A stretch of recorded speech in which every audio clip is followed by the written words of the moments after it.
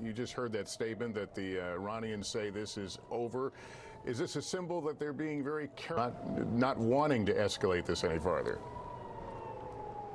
Well, I think they crossed that Rubicon about an hour ago, and there will be, this is an escalation, and there will be a response. But Iran, according to its mission at the United Nations, says that it is over, and I'm quoting the statement which was posted on X. It says, Iran's legal, rational, and legitimate response to the terrorist acts of the Zionist regime, which involve targeting Iranian nationals' interests and infringing upon national sovereignty of the Islamic Republic of Iran, has been duly carried out.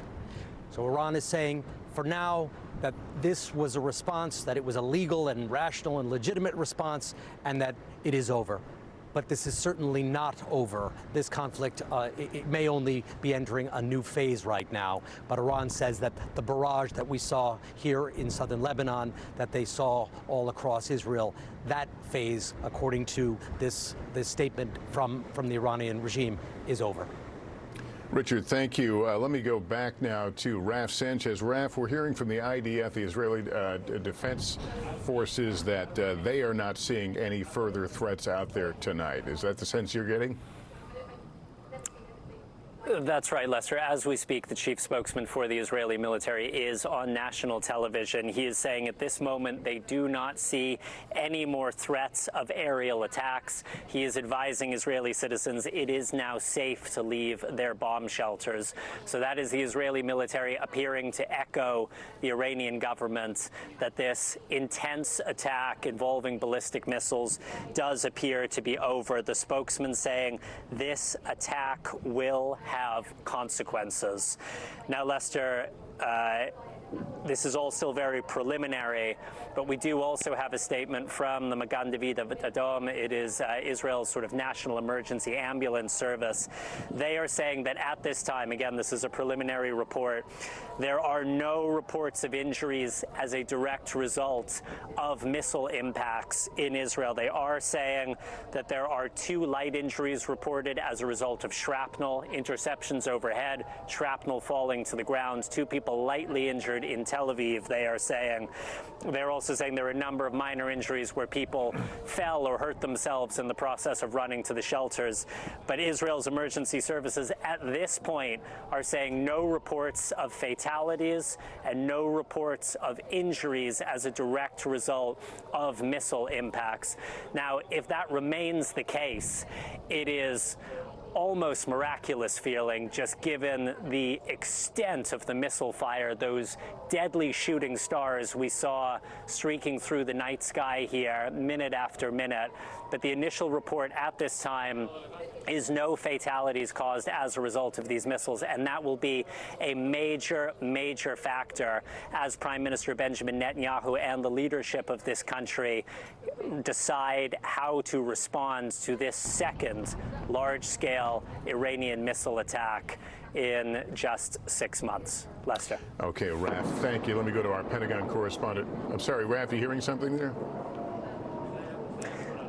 Lester, we heard an explosion. There has been outgoing artillery fire from around here. That did not sound like it. That seemed like an interception. I didn't see anything. I'm looking at my crew here. Neither of them are seeing anything either.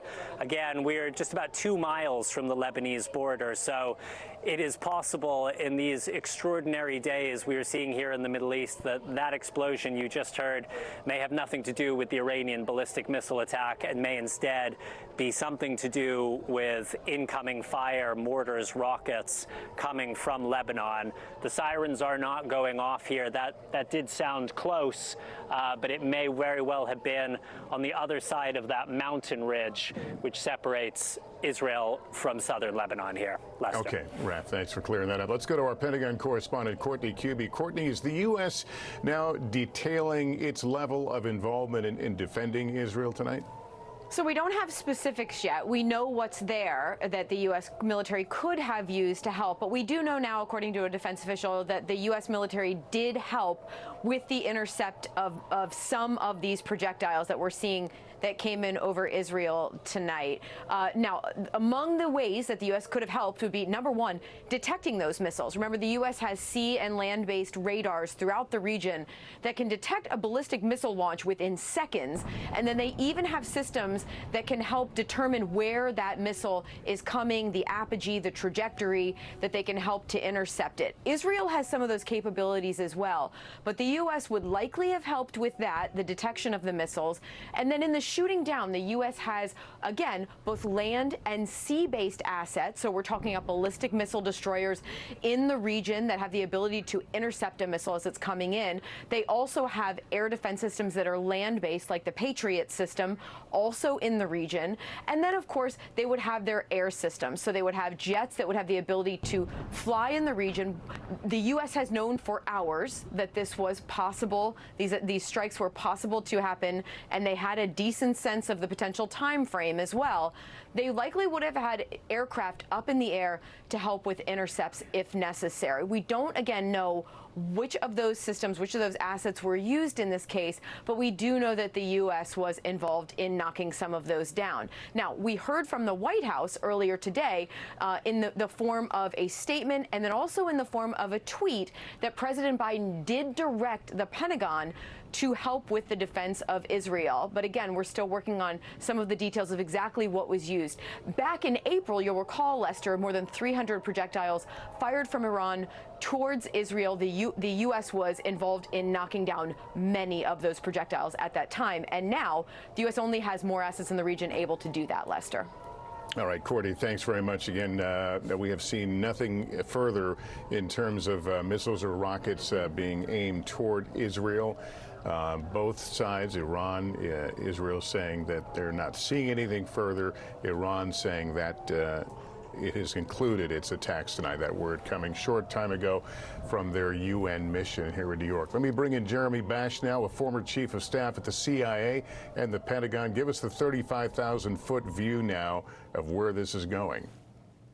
Well, probably about 150 ballistic missiles fired on Israel. As you saw, several of them got through over the skies of Tel Aviv, and Israel's air defense's Iron Dome had to be put in action to knock out some of those missiles. We don't have any reports of fatalities or serious casualties on the ground. There was a terrorist attack in the southern part of Tel Aviv in Jaffa earlier tonight. There's several dead reported from Israeli police. Israelis have spent the evening in bomb shelters. And of course, there continues to be other fire from Houthis, from Hezbollah. And so this feels, Lester, like a very serious, significant attack against Israel by Iran and its surrogates and proxies. Now, again, Israel has some decision space here. If there were no serious fatalities or casualties, it can kind of measure its response if it chooses to, or it could maybe determine that it doesn't want to waste the crisis and actually launch a much more significant strike on Iran's mainland. The U.S. participated, probably with another coalition, as we saw in April, in the air defense of Israel, using probably F-16s, F-15s, our Aegis ballistic missile defense systems, and our Patriot missile defense systems in the region. That's a show of force to Iran that the United States is going to continue to have Israel's back. So again, this war is expanding because Iran has wanted to expand. They've wanted to open a northern front against Israel. They've unleashed Hezbollah. You've seen Israel's response. And now this is the second time in several months that Iran has launched missile attacks against our ally Israel.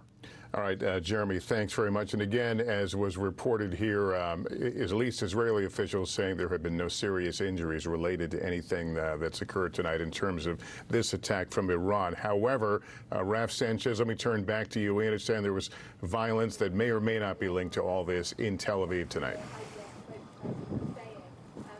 Yeah, Lester. So in those anxious hours before the Israeli military, or excuse me, after the Israeli military spokesman told the public here that an attack was imminent, and before the attack actually got underway, there was a shooting in the Jaffa area that's south of downtown Tel Aviv. And Israeli police are saying at least 4 civilians were killed by at least 2 gunmen who appear to have opened fire on the light rail in southern eastern Tel Aviv. Now, U.S. officials are saying the overall death toll may be higher still, maybe closer to 8 or 9. But while it appears, according to the Israeli military, that no one was killed as a result of these Iranian missile attacks, it appears that there are at least 4 people killed in this shooting attack.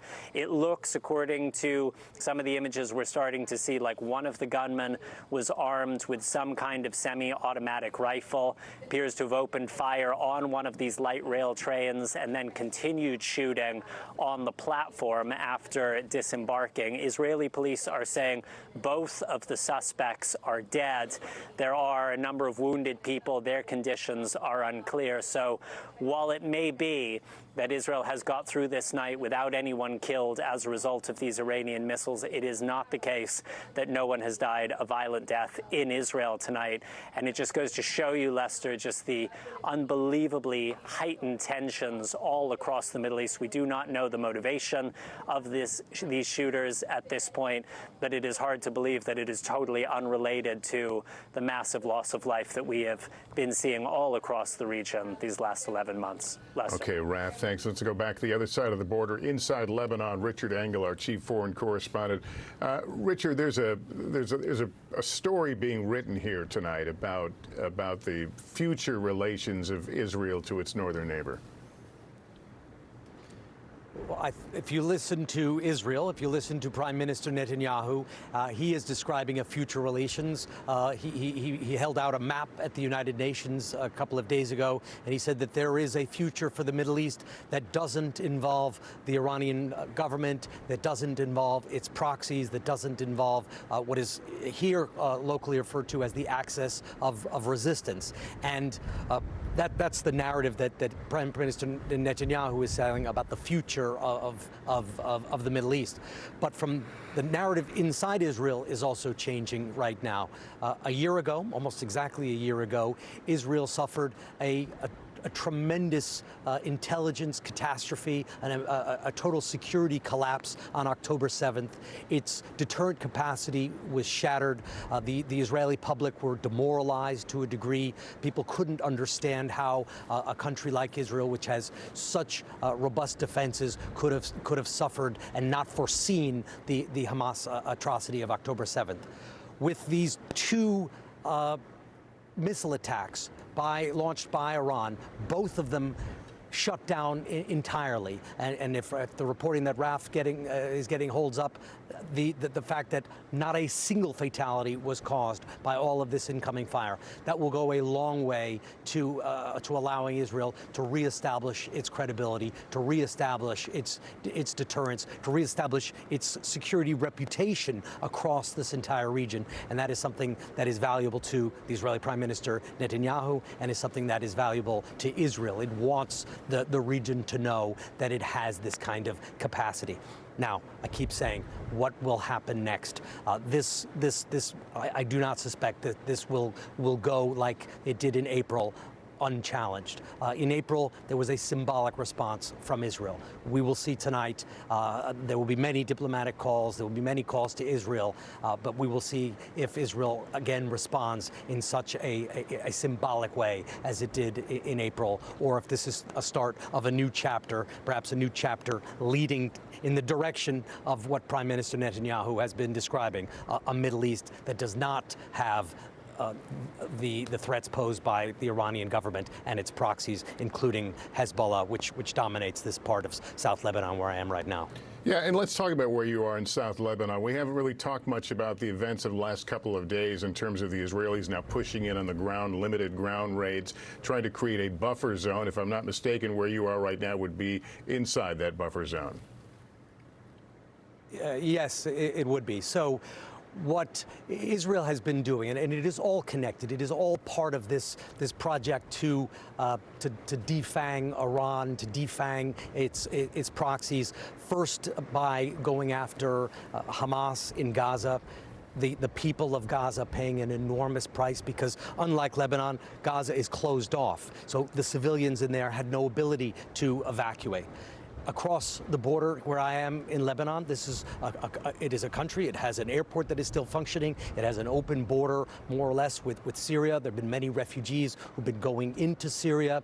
But what Israel has declared is it wants to eliminate Hezbollah, at least from southern Lebanon, to push Hezbollah back from the Israeli border to the Litani River. We are just south of the Litani River, so yes, we're in that area that would be the buffer zone.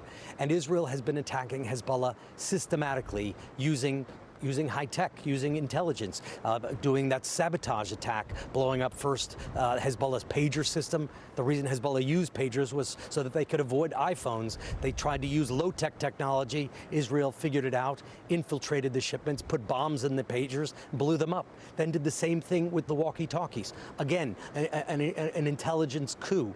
What Israel wants to do now is go after the fighters themselves. They've taken out the communication system. They've taken out much of the leadership, but the army of Hezbollah, the fighters of Hezbollah still remain. Israel pushed into southern Lebanon yesterday, just a few hundred, staying quite close to the border. But for now, it doesn't seem that Hezbollah has engaged. Hezbollah didn't want to confront Israeli troops head on. Perhaps trying to save their numbers, perhaps now feeling a leadership crisis. They didn't take the bait of going after Israel when Israel is going in with so much force. They're holding back, at least for now, on the ground here. But this is still more or less day one of Israel's ground war into Lebanon. Okay, Richard, thank you. Let me go to our senior White House correspondent, Gabe Gutierrez. What is the stature right now at the White House, and do they think this is over for the time being? Well, we don't have any immediate reaction in the last few minutes, Lester, to these recent developments and the comments from Iran. But what we can tell you, as we reported earlier, the president and the vice president were in the Situation Room as of just a short time ago, monitoring these developments. And Lester, this is a huge test of President Biden's foreign policy. A lot of questions will be raised about how much leverage the president has over Israel, and that's been discussed over the last few months. Now, the Biden administration has repeatedly said that because of President Biden and his discussions with Prime Minister Netanyahu, that civilian casualties have been limited down in Gaza. It will be a very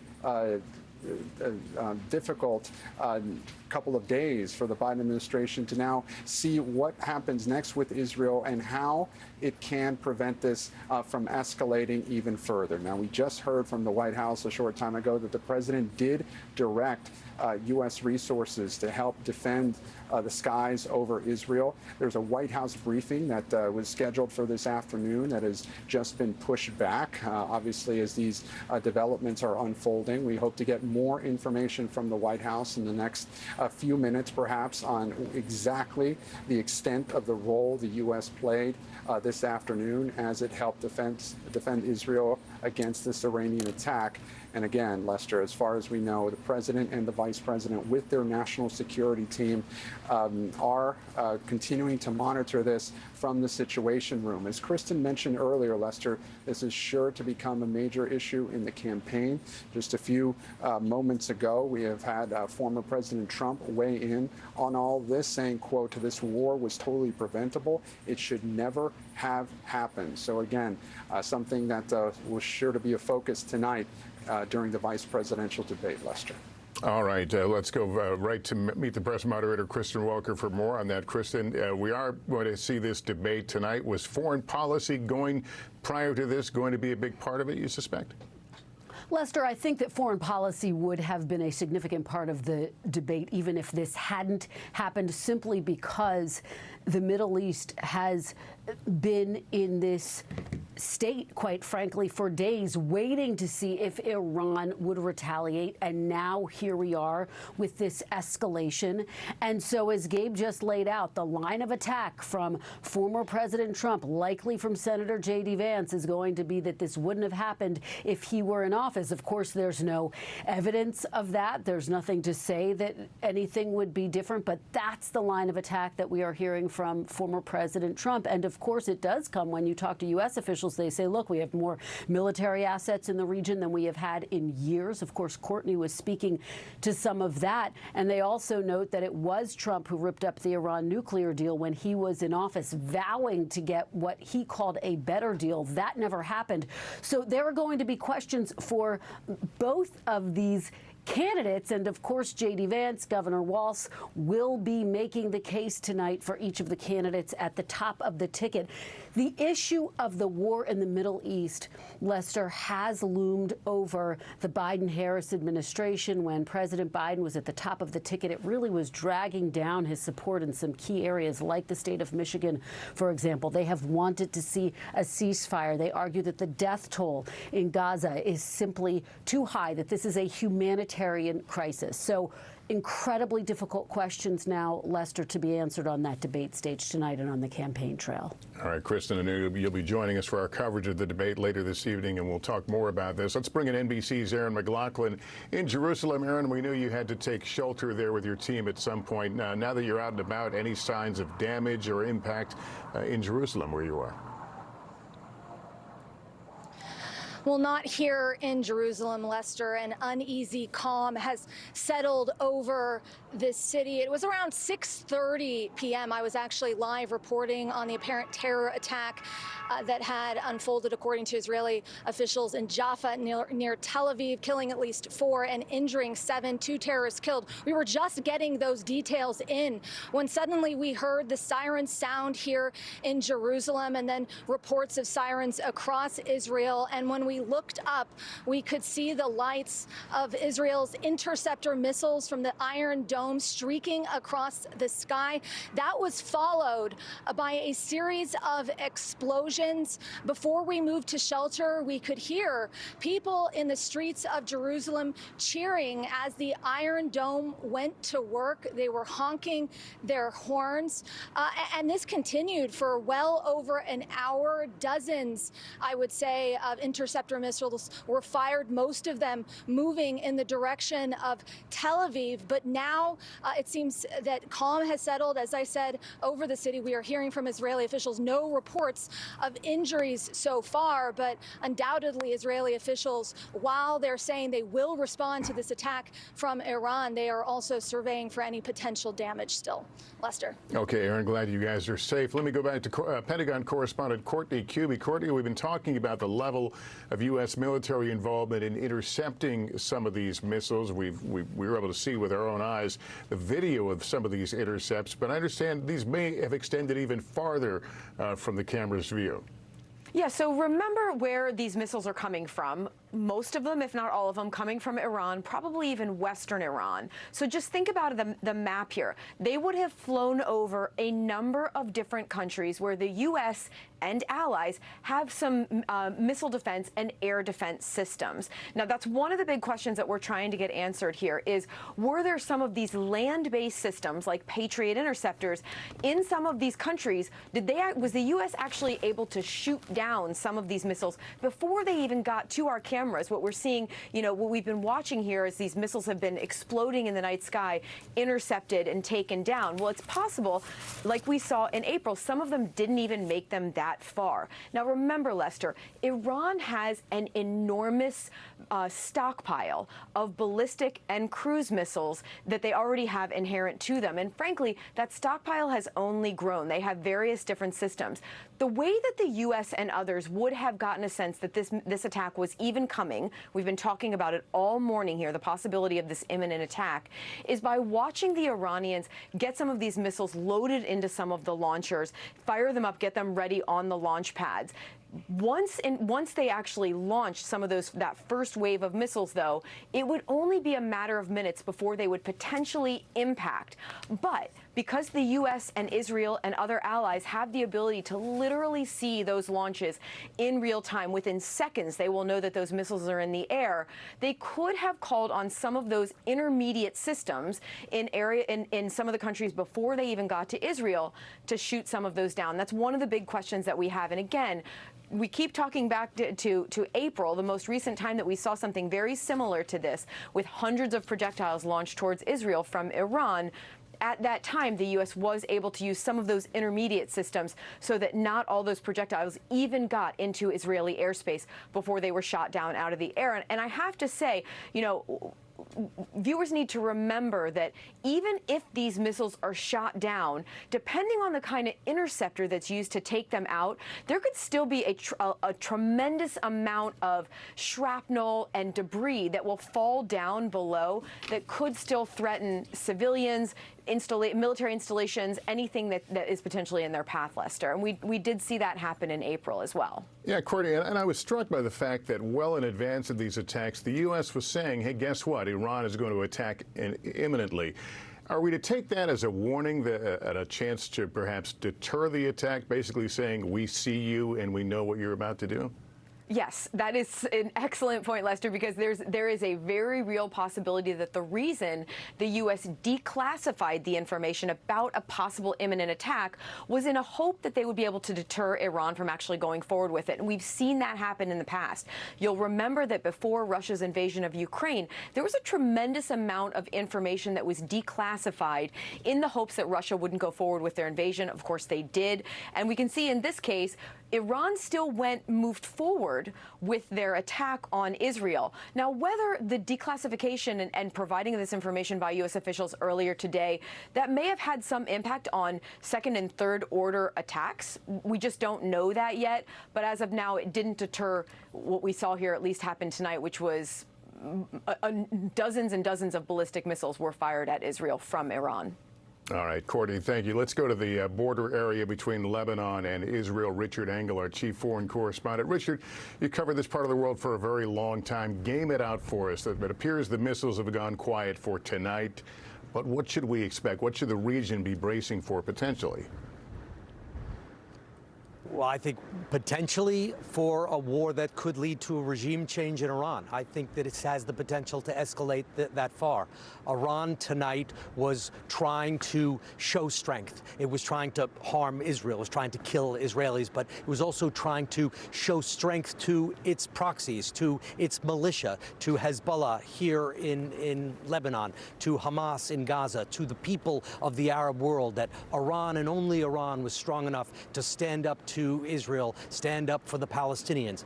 But instead of showing strength, it showed a tremendous amount of weakness. The U.S. warned it, saying, don't do this. We see what you're preparing.